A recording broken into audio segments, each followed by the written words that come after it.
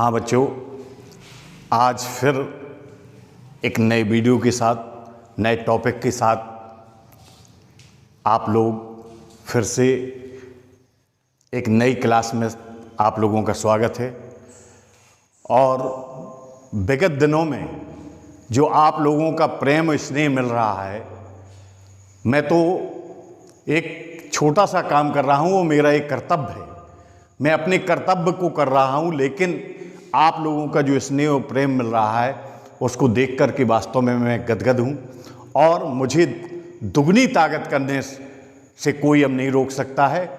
और हमारा जो अभियान है शिक्षा के प्रति, आप लोग पढ़ते रहिए और हम मेहनत करके आपको अधिक से अधिक नई से नई चीज़ें ला करके देंगे।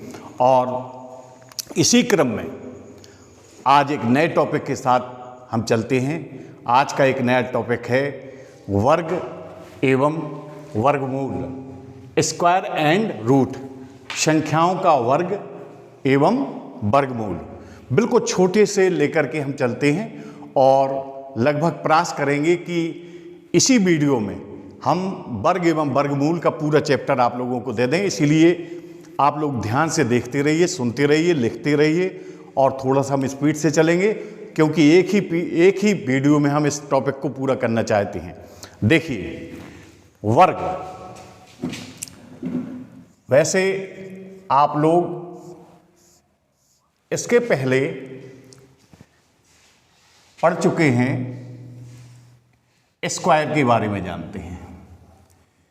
स्क्वायर क्या होता है? स्क्वायर हमने छोटी कक्षाओं में पढ़ा है कि जिसकी लंबाई और चौड़ाई दोनों क्या होती है? इक्वल होता है। इसको हम क्या कहते हैं? वर्ग कहते हैं। क्या कहते हैं? वर्ग। यदि मान लो कि इसकी, क्योंकि सभी भुजाएं इसकी बराबर होती हैं, तो मान लो प्रत्येक भुजा 1 सेंटीमीटर है, तो वर्ग का क्षेत्रफल, हम लोग जानते हैं कि वर्ग का क्षेत्रफल क्या होता है? वर्ग का क्षेत्रफल होता है भुजा स्क्वायर। भुजा स्क्वायर यानी 1 सेंटीमीटर, यदि 1 इकाई की इसकी भुजा है तो 1 का वर्ग यानी 1 सेंटीमीटर स्क्वायर। ठीक। अब 1 स्क्वायर का मतलब हो गया 1 गुणे 1, राइट। 1 स्क्वायर यानी 1 वर्ग, 1 वर्ग, इसको क्या पढ़ेंगे? वर्ग। और 1 वर्ग का मतलब क्या हो गया? 1 गुणे 1 यानी 1। अब 2 का वर्ग यानी 2 गुणे 2 बराबर 4। फिर 3 का वर्ग यानी 3 गुणे 3 बराबर 9। इसी प्रकार से हम आगे कई संख्याओं का वर्ग निकाल सकते हैं। कोई मैसेज तो नहीं आए? हाँ। और हम अब इसी प्रकार से हम देखते हैं कि उसी संख्या का उसी संख्या में गुणा, उसी संख्या का उसी संख्या में गुणा वर्ग कहलाता है। तो वर्ग की परिभाषा क्या पहुंच गई? वर्ग की परिभाषा हो गई कि किसी संख्या का उसी संख्या में जो गुणनफल प्राप्त होता है एक संख्या के रूप में, उस संख्या को दी गई संख्या का वर्ग कहते हैं। जैसे 2 का वर्ग क्या हो गया? 4। 3 का वर्ग क्या हो गया? 9। 1 का वर्ग क्या हो गया? 1। ठीक, राइट। अगर लिखना चाहो तो इस परिभाषा को लिख लो, एक बार ध्यान से सुन लो। किसी संख्या का उसी संख्या में गुणा, जैसे 1 का 1 में गुणा, उस संख्या की जो परिणाम गुणनफल प्राप्त हुआ वह उस संख्या का वर्ग कहलाता है। जैसे 2 का गुणा 2 में तो कितना आ गया? 4। तो जो 4 जो परिणामी संख्या हमारी आई 4, वो 2 का क्या कहलाएगी? वर्ग संख्या कहलाएगी। ठीक है। इसको थोड़ा सा हम और समझते हैं, थोड़ा सा और देखते हैं इसके बारे में, आप लोग और स्पष्ट हो जाएंगे। अभी हमने एक इकाई वाला आपको वर्ग का उदाहरण बताया था। माना कि एक स्क्वायर है जिसकी प्रत्येक भुजा 2 सेंटीमीटर है, ठीक है। प्रत्येक भुजा की लंबाई कितनी है? 2 सेंटीमीटर है। अब अगर हम इसको यहाँ 1 कर दिया और यहाँ 1 कर दिया, 1 सेंटीमीटर, यानी एक एक इकाई के कितने स्क्वायर हो गए इसमें? एक एक इकाई के कितने स्क्वायर हो गए? 1 2 3 4, यानी 2 × 2 = 4, ठीक है। तो 2 का स्क्वायर 4 या 2 का वर्ग, ये आगे क्या हो जाएगा? 2 का स्क्वायर, ठीक है। तो उसमें कितने हो गए? 4 खाने हो गए। तो इसको हम कह सकते हैं सिंपल भाषा में कि 2 का स्क्वायर कितना होता है? 4। एक और उदाहरण लेकर के चलते हैं, बिल्कुल स्पष्ट हो जाएगा। जैसे अब हम 3 सेंटीमीटर हो जाएगा एक वर्ग लेते हैं, इसकी भुजाएं सभी 3 सेंटीमीटर की हैं। अब एक एक इकाई पर हम इसको डिवाइड करते हैं, ठीक है। एक एक इकाई पर इसको हम डिवाइड करते हैं, यानी ये 1 सेंटीमीटर एक। अब इसको जब हम डिवाइड करते हैं तो इस प्रकार से हम देखते हैं कि एक सेंटीमीटर के कितने स्क्वायर बन गए? एक इकाई का कितना स्क्वायर बन गया? 1 2 3 4 5 6 7 8 9 स्क्वायर हो गए, यानी 3 × 3 = 9, यानी 3 का स्क्वायर। तो इस प्रकार से हमारा अगर 3 सेंटीमीटर भुजा का वर्ग है तो उसका मान यानी 9 वर्ग इकाई होगा, राइट। अब हम चलते हैं आगे की ओर और कुछ स्क्वायर की संख्याओं को हम देखते हैं कि स्क्वायर की संख्याओं में कुछ विशेषताएं पाई जाती हैं। जैसे अभी हमने संख्या पद्धति में पढ़ा था सम संख्याएं विषम संख्याएं, इनका हम थोड़ा सा प्रयोग करके बता रहे हैं। जैसे हम पहले लेते हैं सम संख्याएं। अब हम थोड़ा सा ये देखते हैं कि सम संख्याओं का वर्ग क्या आता है, ठीक है। सम संख्याओं का वर्ग यानी square of even number, right. तो जैसे पहली सम संख्या क्या है? 2, तो 2 का स्क्वायर क्या आ गया? 4। फिर अगली सम संख्या 4 का स्क्वायर 16। फिर क्या है अगली? 6, और 6 का स्क्वायर क्या हो जाएगा? 36। इसी प्रकार से हम आगे निकालते जाते हैं तो हम एक निष्कर्ष पर पहुंचते हैं कि सम संख्याओं का वर्ग सम आता है। सम संख्याओं का वर्ग हमेशा कैसी संख्याएं प्राप्त होती हैं? सम संख्याएं, यानी इवन नंबर का स्क्वायर इवन नंबर ही प्राप्त होगा। इसी प्रकार से यदि ओड नंबर देखें यानी विषम संख्याओं का वर्ग देखें हम, तो विषम संख्याओं के वर्ग में हम देखते हैं सबसे छोटी संख्या हमारी विषम संख्या कितनी है? सबसे छोटी विषम संख्या 1,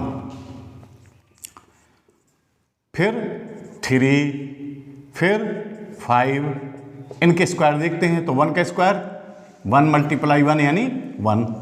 3 का स्क्वायर 3 × 3 यानी 9। 5 का क्या हो जाएगा? इसी प्रकार से 5 × 5 = 25। तो हम क्या निष्कर्ष देखते हैं कि हमारे जो विषम संख्याओं के क्रमशः जो वर्ग आते हैं 1 9 25, ये सभी क्या आए?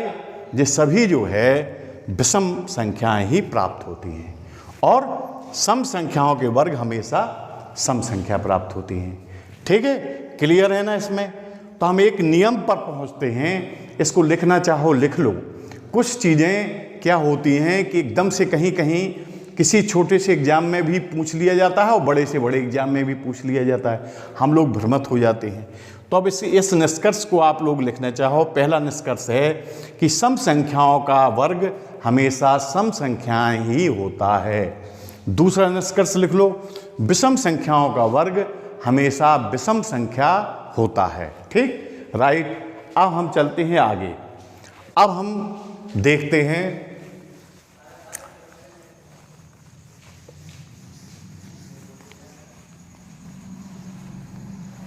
वर्गमूल।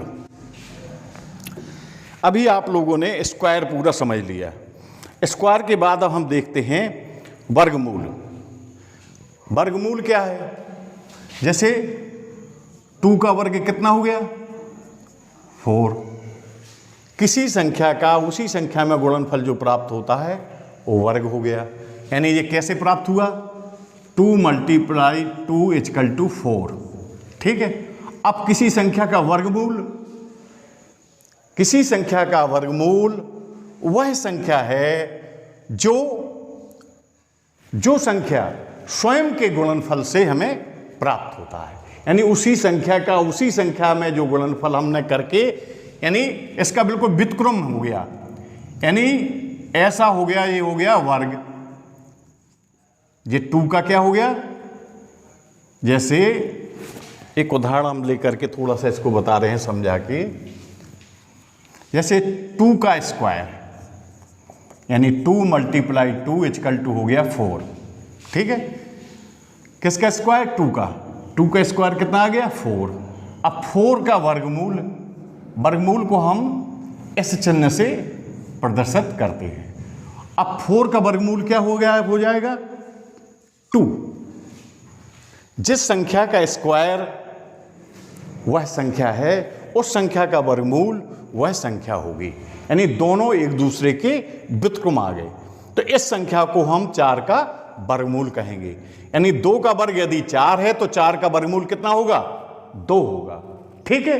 तो अब हम चलते हैं वर्गमूल ज्ञात करने की विधियां। ठीक है। हमने बता दिया कि वर्गमूल को इस चिन्ह से प्रदर्शित करते हैं। इसमें स्क्वायर छिपा होता है, ये कर्णीय चिन्ह है, और इसमें स्क्वायर जो है इसका जो वर्ग घात 1/2 इसकी घात है वो इसमें छिपी रहती है। यदि हम फिर तृतीय मूल यदि निकालना चाहें तो 3 लिख दिया जाएगा। यदि चतुर्थ मूल निकालना चाहें तो यहाँ 4 लिख दिया जाएगा। यदि किसी संख्या में यदि घात वर्गमूल लगा है या संख्या x है तो उसकी अगर हम उसको घातांक रूप में लिखना चाहें करणी को तो x की घात 1/2 हो जाएगा। यदि तृतीय घात है तो x की घात 1/3 हो जाएगा।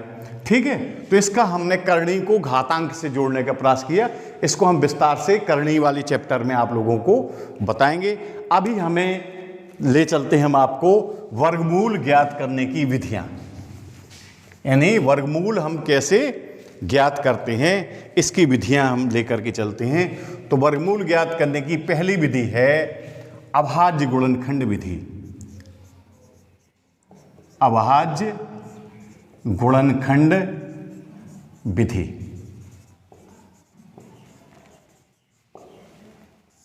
ठीक है। सबसे पहले हम संख्याओं को ये देखते हैं कि उस संख्या को हम दी गई संख्या के पहले हम अभाज्य गुणनखंड ज्ञात कर लेते हैं। जैसे कोई उदाहरण ले लो, संख्या माना कि संख्या है 64। ठीक है। अब 64 के हम क्या करेंगे? पहले अभाज्य गुणनखंड ज्ञात करेंगे। अभाज्य गुणनखंड ज्ञात करने के लिए देखते हैं हम सबसे पहले सबसे छोटी संख्या किससे डिवाइड हो रहा है ये संख्या, पहले उससे काटेंगे, यानी 2 से, क्योंकि इकाई के अंक पर 4 है। हमने विभाज्यता के नियम इसीलिए बताए थे।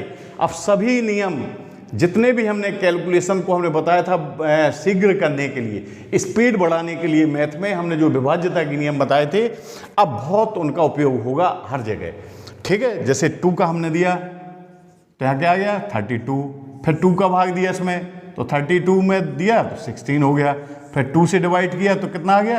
8 आ गया। फिर 2 से जब तक हम भाग देते जाएंगे जब तक कि 1 ना आ जाए। ठीक है। अब हमें 64 का क्या निकालना है? रूट। तो 64 अंडर रूट 64 बराबर यहाँ कितने 2 आ गए हैं? 1 2 3 4 5 6, यानी 2 का 2 में 6 बार गुणा। ठीक है। अब इसमें हम देखते हैं चूंकि स्क्वायर जो है दो उसी संख्या का उसी संख्या में गुणनफल से स्क्वायर प्राप्त होता है। अब रूट में हमने बताया था जिस संख्या के स्क्वायर रूट संख्या है वो संख्या उसकी रूट कहलाती है। तो अब इसमें हम कितने कितने के जोड़े बनाएंगे, दो दो के जोड़े। तो यहाँ इस दो के जोड़े से एक दो ले लिया, इस दो के जोड़े से एक दो ले लिया, और इस दो के जोड़े से एक दो ले लिया। तो अब इनका गुणा किया, 2 दूना 4 दूनी 8, यानी 64 का वर्गमूल कितना आ गया, 8 आ गया। ठीक है, इसी प्रकार से हम एक और उदाहरण लेकर के चलते हैं। ये समझ में आ गया? ठीक है, इसको दोबारा बताना पड़ेगा। सबसे पहले हमने जिस संख्या का हमें वर्गमूल ज्ञात करना है उसके हमने अभाज्य गुणनखंड ज्ञात किए। अभाज्य गुणनखंड ज्ञात करने के बाद फिर हमने, चूंकि वर्ग संख्या दो दो के जोड़े से उसी संख्या का उसी संख्या में गुणनफल से प्राप्त होता है, और हमने बताया था वर्गमूल उसका अपोजिट होता है, यानी वह संख्या जिसका वर्ग जो संख्या है वह संख्या उस संख्या का वर्गमूल कहलाती है। तो हमने दो दो के जोड़े बना लिए, दो दो के जोड़े में से एक एक संख्या ले ली, उनका आपस में गुणा कर दिया। इस प्रकार से 64 का वर्गमूल कितना आ गया, 8। एक उदाहरण और लेकर के चलते हैं, एक छोटा सा उदाहरण इसी विधि का। माना कि एक संख्या है 225। ठीक है, इनको ध्यान से देखते जाइए। इसको भी हम अभाज्य गुणनखंड ज्ञात करेंगे इसके। तो हम देखते हैं कि अभाज्य गुणनखंड में ज्ञात करने के लिए सबसे पहले हम 2 का भाग देने की कोशिश करते हैं, तो 2 का भाग नहीं जाएगा, क्योंकि इकाई के अंक पर क्या है, 5। और 2 से विभाज्यता का क्या नियम है, जिसके इकाई के अंक पर 0, 2, 4, 6, 8 हो वह संख्याएं 2 से विभाज्य होती हैं। तो इसमें 2 का भाग नहीं जाएगा। अब हम 3 का चेक करेंगे, तो इसके अंकों का योगफल कितना है, 5, 2, 7, 2, 9, यानी 9 संख्या 3 से डिवाइड हो जाती है, अतः यह संख्या 3 से विभाज्य होगी। तो हम 3 से इसमें भाग देने की कोशिश करते हैं। तो 3 7 21, अब एक बचा, अंक उतारा 5 का, तो 15 हो गया। तो 3 5 15, फिर देखो 7 5 12, फिर अभी 3 से चला जाएगा, तो 3 दूनी 6, एक बचा, अंक उतारा 5 का, 3 5 15। अब 5 2 7, अब 3 से नहीं जाएगा, अब किससे जाएगा, इकाई के अंक पर क्या है, 5, तो 5 से दे देंगे। तो 5 25, फिर 5 एकम 5। तो इस प्रकार से 225 संख्या का हमें वर्गमूल ज्ञात करना है। तो इसके गुणनखंड हो गए 3 × 3, 5 × 5। ठीक, हमने बताया था तुम्हें कि संख्या को हम जोड़े से लिखते हैं। तो यहाँ 3 का एक जोड़ा, यहाँ 5 का जोड़ा। तो 3 के जोड़े से हमने एक 3 ले लिया, 5 के जोड़े से एक 5 ले लिया, और 3 5 15। तो हमारा 225 का वर्गमूल कितना आ गया, 15। ठीक, इस प्रकार से हम इसमें ज्ञात कर लेते हैं। अगर इसको स्क्रीनशॉट लेना चाहो आप लोग तो ले सकते हो, वैसे बहुत सिंपल है, समझ में आ गया होगा। ठीक है, ओके। अब हम चलते हैं दूसरी विधि की ओर।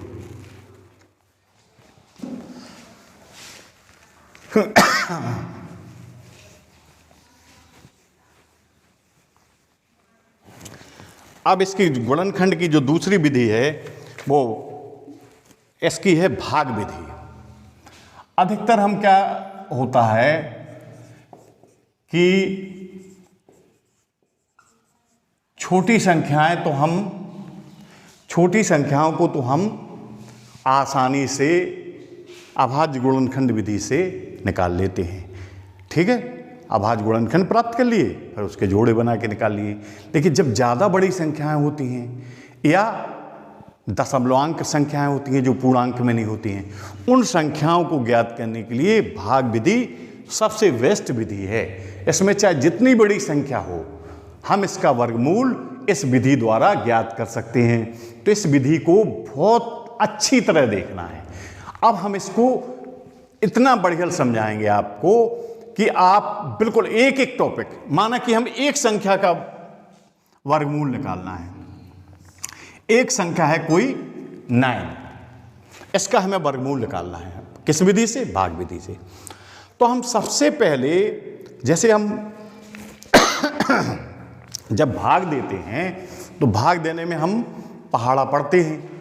काहे का, देखते हैं कि इसमें कितने का भाग चला जाएगा। जैसे 2 का भाग अगर दे रहे तो मन में सोचते हैं कि 2 एकम 2, 2 3 6, 2 चौको 8, यानी 2 बार 2 का पहाड़ा 4 बार चला जाएगा। लेकिन इसमें क्या करना है, इसका जो पहाड़ा पढ़ा जाएगा वो भी स्क्वायर ही वाला पहाड़ा पढ़ा जाएगा, ये ध्यान रखना। इसका जो टेबल होगी वो स्क्वायर ही वाली टेबल पढ़ी जाएगी, मतलब इसमें जो हमें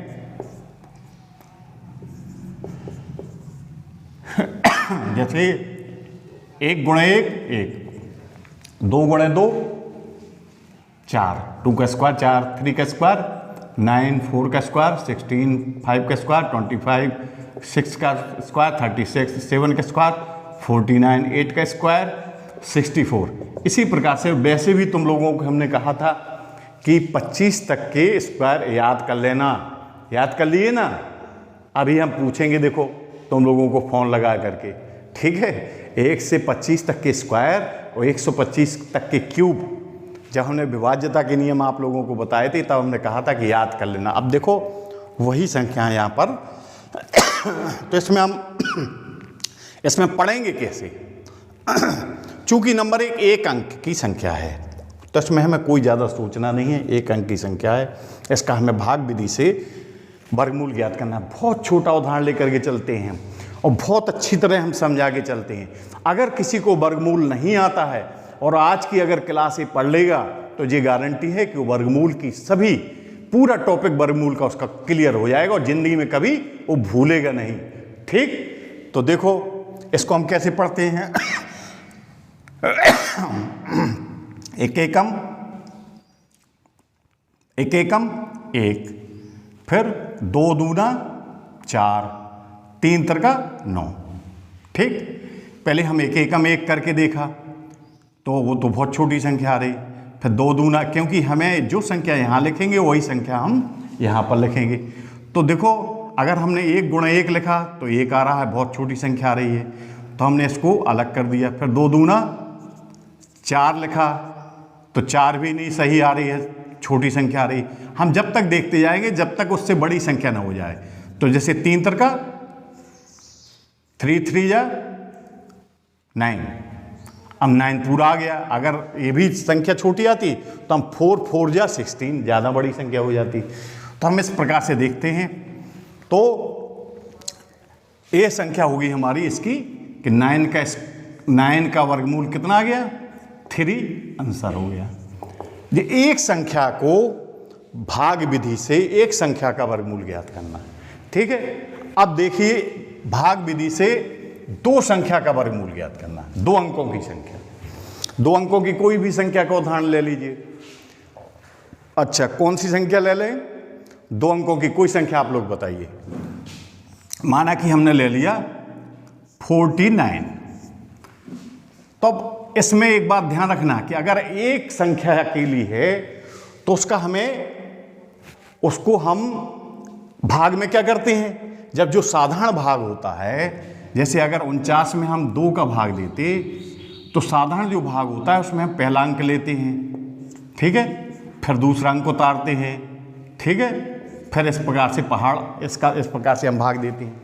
इसमें क्या होता है कि अगर 1 अंक की संख्या है तो कोई बात नहीं है, अगर 2 अंक की संख्या है तो जो हम संख्या लेकर के चलेंगे वो 2 अंक की जोड़े के साथ लेकर के चलेंगे। ऐसा नहीं है कि 4 संख्या का हम पहाड़ा 4 अंक आ जाए ऐसा पहाड़ा पढ़ेंगे, ऐसा नहीं है। 2 अंक की संख्या का जोड़ा लेकर के चलेंगे। तो हम 2 अंक की संख्या का हमें वर्गमूल ज्ञात करना है, तो यहाँ पर हमने 49 ले लिया। अब हम वही टेबल देखते हैं। 1 एकम 1, 2 दूना 4, 3 तिरका 9, 4 चौको 16, 5 25, 6 6 36, 7 49। 49 में से 49 ये कुछ नहीं, तो अंडर रूट 49 का रूट कितना आ गया, 7 आंसर हो गया। 49 का रूट 7, ठीक। ध्यान रखना 1 अंक की संख्या है तो उसकी हमारी मजबूरी है, जैसे हमने अंडर रूट 9 का तुम लोग को रूट निकालना बताया था। अगर 2 अंक की संख्या है तो कम से कम हम 2 अंक की संख्या का पेयर लेकर के चलते हैं। अब थोड़ा सा जे हम जब आगे बढ़ेंगे तो आप लोगों को क्लियर समझ में आ जाएगा कैसे। अब जैसे 3 अंक की कोई भी संख्या का उदाहरण ले लो, ठीक है। हमने और क्लियर हो जाएगा, 225 का वर्गमूल हमने अभाज्य गुणनखंड विधि से निकाला था। अब 225 का वर्गमूल हम भाग विधि से निकालना बताएंगे। दोनों विधियों से उसका निकालना आपको क्लियर हो जाएगा। ठीक है, अब इसमें 3 अंक हैं, तो हमने क्या बताया था, पेयर लेके चलते हैं। पेयर कहाँ से बनाएंगे, सबसे पहले राइट हैंड साइड से बनाएंगे, इधर से। तो पहले हमारा पेयर हो गया ये। ठीक है, अब एक तो पेयर मिल गया हमें, लेकिन एक संख्या अब नहीं मिली, इसका पेयर नहीं मिल रहा है, तो ये सिंगल बनी रहेगी। यदि 3 अंक की संख्या है कोई, तो उसका एक पेयर तो लास्ट का हो जाएगा, लेकिन इसको पेयर नहीं मिला तो ये अकेली सिंगल बनी रहेगी। कोई भी 3 अंक की संख्या होगी। तो अब जो हम टेबल पढ़ेंगे अपना स्क्वायर वाली टेबल, तो उसको हम इस प्रकार से पढ़ेंगे। पहले एक एकम 2 ले आना है। ऐसी कौन सी 2 संख्याएं हैं जिनका गुणनफल 2 या 2 से कम हो? ऐसी कौन सी संख्या है जिसका यदि उसी संख्या में गुणा कर दिया जाए तो 2 या 2 से कम आए? तो एक एकम 1, अगर 2 दूना 4, 2 दूना 4 ज्यादा हो जाएगा तो एक एकम 1। ठीक है, अब 2 में से 1 घटाएंगे, जैसे भाग में घटाते थे वैसे इसमें घटाएंगे। 2 में से 1 गया 1। अब यहां पर थोड़ी सी हमें क्या सावधानी करना है, इस 1 को जोड़ देना है, यानी 1 धन 1 बराबर कितना हो गया 2। इस स्टेप को थोड़ा सा ध्यान से देख लो। पहले तो हमने देखो एक एकम 1 किया, 2 में से 1 गया, 1 आ गया, फिर इन संख्याओं को दोनों को हमने जोड़ के लिख दिया 2। अब अंक उतारा, अब इसमें अंक पूरा पेयर सहित उतरेगा। ठीक है, पूरा कितना उतरेगा 25। अब 2 का भाग हम एक आइडिया लेके चलते हैं, एक आइडिया लेते हैं। अच्छा, 2 का भाग पहाड़ा पड़ा हमने 12 में, लगभग कितनी बार जा रहा है, 6 बार जा रहा है। 2 छक 12। अगर हम यहाँ पर 6 लिखते हैं, सपोज दैट हमने यहाँ पर 6 लिख लिया, क्योंकि हमने 2 का टेबल पढ़ा तो 6 बार गया, तो हमने 6 यहाँ लिख लिया 6। अब 26 का 6 में हम गुणा करते हैं, तो 6 6 36 की 6 हंस लगी 3, 6 दूनी 12, 3 15, कितना आ गया 156 आया, और हमारा है 125। इसीलिए यहाँ पर 6 अंक लेना उचित नहीं है। इसीलिए हम यहाँ पर अब एक घटा के ले अंक, यानी हमने यहाँ पर क्या ले लें, अब 5 ले लें। ठीक है, अब 5 का मल्टीप्लाई 25 में करेंगे, तो 5 25, यानी 25 का गुणा किस में करना है, 5 में। ठीक है, ध्यान रखना। तो 25 की 5 हासिल लगी 2, 5 दूनी 10, 2 12। इस प्रकार से हमारा 225 का जो हमारा रूट आया वो कितना आ गया 15। ठीक है, रूट 225 = 15 आंसर हो गया। ठीक है, इस प्रकार से हम इसका भाग विधि का भी हमने पहले एक अंक की संख्या का भाग देना बताया, वो वर्गमूल ज्ञात करना बताया भाग विधि से, फिर 2 अंक की संख्या का वर्गमूल बताया, फिर 3 अंक की संख्या का वर्गमूल ज्ञात करना बताया। अब हम इकट्ठी 4 या 5 संख्याओं का वर्गमूल इकट्ठी बड़ी संख्या लेते हैं। ठीक है, जैसे अब हम अगली संख्या लेते हैं 15,625। ठीक है, ये कितने अंक की संख्या हो गई, 5 अंक की संख्या हो गई। ठीक है, तो सबसे पहले हमने क्या कहा था, दाहिने साइड से हम पेयर बनाते हैं। तो एक तो ये 2 संख्याओं का पेयर बन गया 25, एक 2 संख्याओं का पेयर बन गया 56। अब बचा 1। अब 1 में हम ये वाली उसी संख्या में गुणनफल वाली टेबल देखते हैं। तो एक एकम 1 स्क्वायर टेबल, तो 2 2 या 4, तो 1 1 जा 1। अब 1 में से बन गया, कुछ नहीं बचा।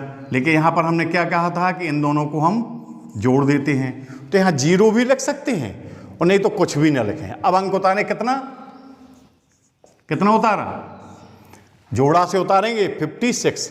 अब 2 का पहाड़ा 56 में हम 5 में, वैसे हम जैसे पहाड़ों में भी चेक कर लेते हैं, एक आइडिया मिल जाता है इससे। 2 का पहाड़ा हमने 5 में पढ़ के देखा, 2 दूना 4, 2 3 6 ज़्यादा हो जाएगा, तो 2 यहाँ लिख दिया, 2 यहाँ लिख दिया। अब 2 का गुणा करो, 2 दूना 4 और 2 दूना 4, ठीक है। अब 6 में से 4 गए, फिर घटाएंगे, 6 में से 4 गए 2, 5 में से 4 गए 1। अब अंक उतारा किसका? अब हमारा पेयर है 25, 25 हमने पेयर उतार लिया। अब देखो यहाँ ध्यान से देख लो, अब तीसरे स्टेप पर पहुंच रहे हैं। अभी तक तुम लोगों ने 2 स्टेप देखे हैं, ठीक है, अभी तक तुम लोगों ने 2 स्टेप देखे हैं ना। तो अब देखना तीसरा स्टेप जो है, यहां पर 2 2 4, 2 2 4, इनको जोड़ देंगे तो यहां आ गया 24, ठीक है। कितना आ गया? 24।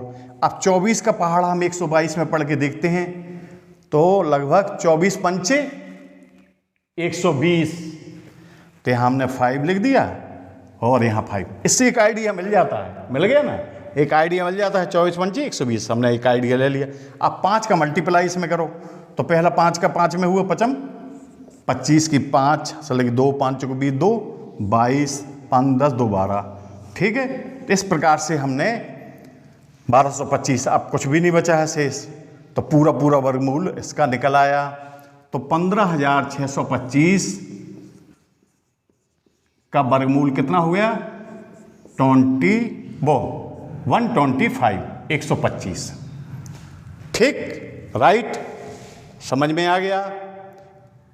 अब यदि हम संख्या चेक करना चाहें कि हमारा ये रूट सही है कि नहीं है, तो अगर हम इसी संख्या का जो रूट आया उसी संख्या का यदि उसी संख्या में गुणनफल निकाल लें तो हमारा कितना आ जाएगा?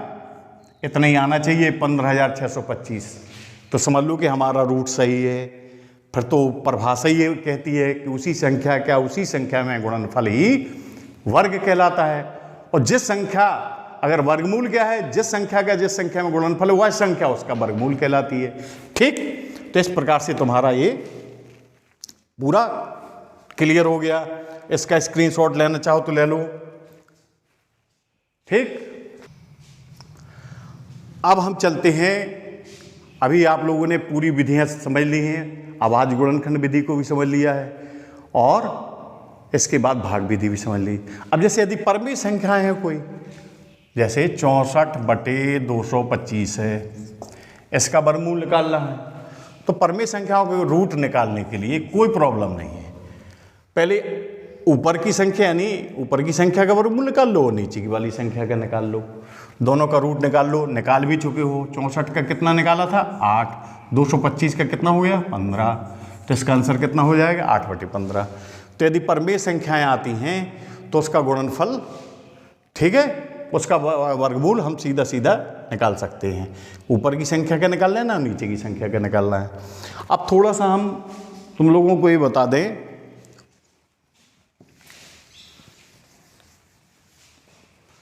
कि जैसे -1 का स्क्वायर है ऋण पूर्णांकों के बारे में, तो कितना होता है? +1, ठीक है। -2 का स्क्वायर, -2 × -2 यानी +2। तो इस प्रकार से -1 का स्क्वायर 1 हो गया, तो 1 का रूट, इसीलिए हम इसको +-1 लिख देते हैं कि प्लस भी हो सकता है माइनस भी हो सकता है, ठीक है। इसी प्रकार से -2 का स्क्वायर, -2 × -2 +4 हो जाएगा, तो +4 का वर्गमूल +-2 यानी +2 भी हो सकता है, यानी 4 का +2 का स्क्वायर भी 4 होगा, -2 का स्क्वायर भी 4 होगा, +1 का स्क्वायर भी 1 होगा और -1 का स्क्वायर भी 1 होगा। तो इसीलिए हम जब डीपली पढ़ते हैं आगे की कक्षाओं में, तो इसीलिए जब भी संख्या का रूट निकलता है तो हम दोनों अंक में ले सकते हैं, +1 भी ले सकते हैं, -1 भी ले सकते हैं।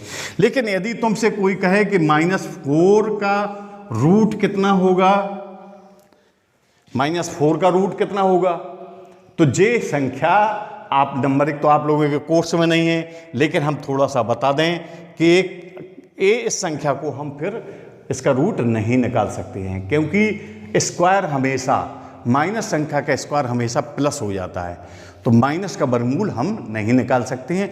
आगे की कक्षाओं में इसके बारे में हम पढ़ेंगे, ठीक है। अभी हाल तुम्हें हमने ये जानकारी के लिए कुछ चीज़ें बता दी हैं। अब इसके बाद आता है दशमलवांक का वर्गमूल ज्ञात करना है। जैसे दशमलव संख्या है उसका वर्गमूल यदि हमें निकालना है तो एक लास्ट उदाहरण हम बताए दे रहे हैं। जैसे उसी उदाहरण को हम लेके चलते हैं, यहाँ हो गया 2.25। तो इसमें भी हम जोड़े बनाते हैं पहले, हैं, इस तरफ से जोड़ा बना लिया और उसी प्रकार से हम भाग विधि का प्रयोग किया, एक कम एक बचा, एक 2 हो गया। अब यहाँ 25 जैसे ही उतारेंगे तो यहाँ दशमलव के बाद संख्या उतर रही तो यहाँ दशमलव आ जाएगा। अब 2 का पहाड़ा हमने वैसे ही देखा था, पढ़ के 5 बार गया था, हैं, तो 125 आ गया।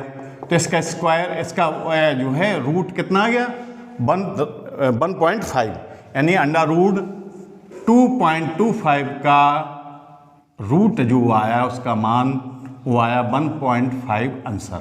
तो दशमलव का हम विशेष ध्यान रखते हैं, जब हम दशमलव संख्या उठाएंगे तो वहाँ से हमारा दशमलव प्रारंभ हो जाएगा, ठीक है।